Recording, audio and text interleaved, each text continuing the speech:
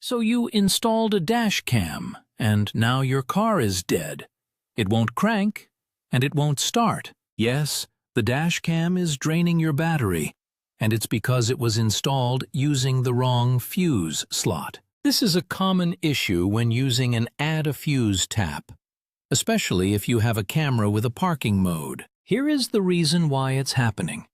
Your vehicle's fuse box has two different kinds of power. Some fuse slots have constant 12-volt power, meaning they are always live, even when the ignition is off. These circuits power things like your horn or hazard lights.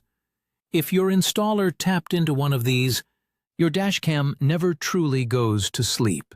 It stays awake and recording, pulling a steady parasitic draw of about 200 to 500 milliamps, non-stop.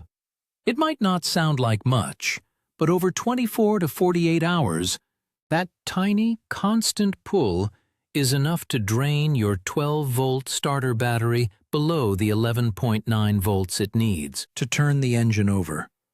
Changing the camera's motion settings won't help, because the device itself is still awake on a live circuit. The correct way to fix this requires moving the power tap.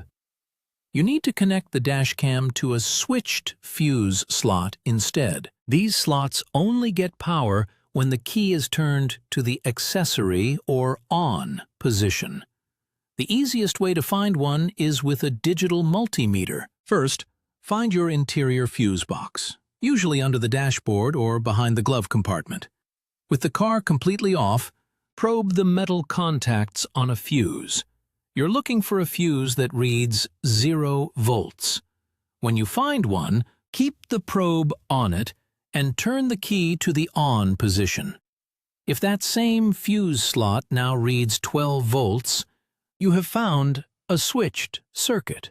Circuits for the radio, windshield wipers, or accessory outlets are usually switched. Move your Add a Fuse tap to that slot.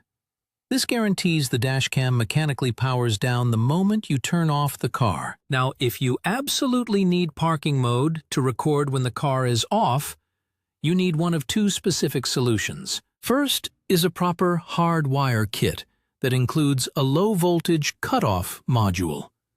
This small device acts like a safety switch. It monitors your car's battery, and if the voltage drops to a preset level, usually 12.0 volts, it will automatically cut power to the dashcam.